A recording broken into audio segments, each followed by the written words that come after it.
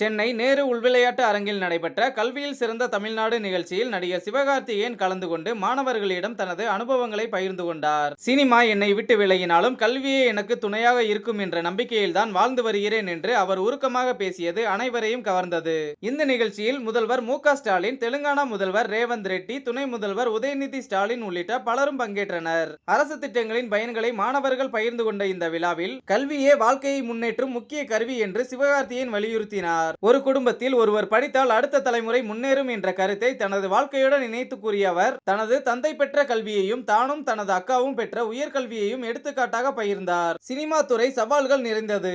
ஆனால் என்னிடம் 2 டிகிரி இருக்கிறது என்பதே எனக்கு தைரியம் அளிக்கிறது. எந்த நேரத்திலும் கல்வி என்னை காப்பாற்றும் என்ற நம்பிக்கை உள்ளது என்று அவர் குறிப்பிட்டார். மாணவர்களிடம் உரையாற்றிய அவர், மார்க்கிற்காக கொஞ்சம் படியுங்கள், ஆனால் வாழ்க்கைக்காக நிறைய படியுங்கள். நல்ல வீடு கட்ட வேண்டும், பெற்றோரை பார்த்துக் கொள்ள வேண்டும், மதிப்புடன் வாழ வேண்டும் என்றால் கல்வி தவிர்க்க முடியாத ஒன்று. அதை மட்டும் செய்யுங்கள் என்று மாணவர்களுக்கு ஊக்கமளித்தார்.